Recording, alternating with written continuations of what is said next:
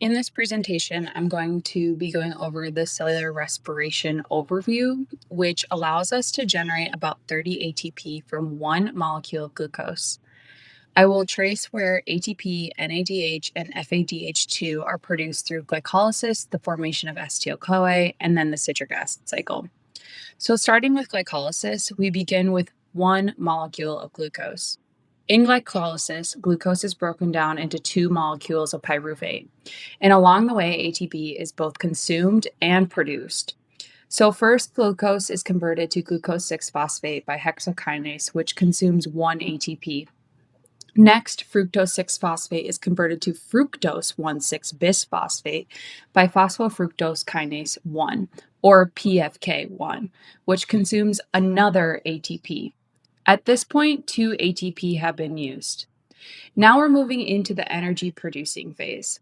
Glyceraldehyde 3-phosphate is converted into 1,3-bisphosphoglycerate by glyceraldehyde 3-phosphate dehydrogenase, producing 2 NADH total. Next, 1,3-bisphosphoglycerate is converted into 3-phosphoglycerate by phosphoglycerate kinase, which produces 2 ATP. Now finally, phosphophenyl pyruvate is converted into pyruvate by pyruvate kinase, which produces another 2 ATP. So overall, in glycolysis, 1 glucose is consumed, 2 pyruvate are produced, 2 ATP are used, 4 ATP are produced, which is a net gain of 2 ATP, and then 2 NADH are produced. Next, we move into the formation of acetyl-CoA. Each pyruvate is converted into acetyl-CoA by the pyruvate dehydrogenase complex. Since 1 glucose produces 2 pyruvate molecules, this step produces 2 NADH total and releases carbon dioxide. This step connects glycolysis to the citric acid cycle. Now we're entering into the citric acid cycle, where each acetyl-CoA goes through one turn of the cycle. Because 1 glucose produces 2 acetyl-CoA, all products are doubled. First, isocitrate is converted into alpha-ketoglucarate by isocitrate dehydrogenase, producing 2 NADH total. Next, alpha-ketoglucarate is converted into succinyl-CoA by alpha-ketoglucarate dehydrogenase, producing another 2 NADH.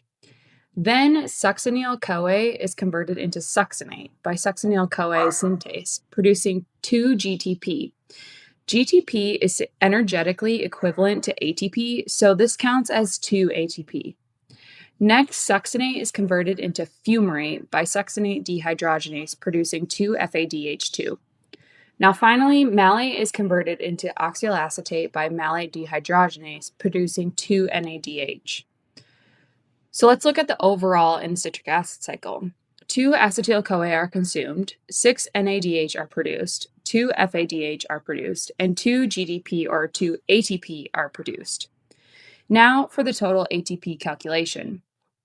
Each NADH produces 2.5 ATP, and each FADH2 produces 1.5 ATP. From glycolysis, we have 2 ATP directly and 2 NADH, which equals 5 ATP. From pyruvate oxidation, we have 2 NADH, which equals 5 ATP. From the citric acid cycle, we have 6 NADH, which equals 15 ATP, 2 FADH2, which equals 3 ATP, and then 2 GTP, which equals 2 ATP. Now, adding everything together, we have 2 ATP from glycolysis, plus 5 ATP from glycolysis NADH, plus 5 ATP from pyruvate oxidation, plus 15 ATP from citric acid cycle NADH, plus 3 ATP from FADH2, and plus 2 ATP from GDP, which gives us approximately a total of 30 ATP per glucose molecule. So in conclusion, by following glucose through glycolysis, the formation of acetyl-CoA in the citric acid cycle, we can clearly account for both ATP consumption and production, resulting in an efficient yield of about 30 ATP per glucose molecule.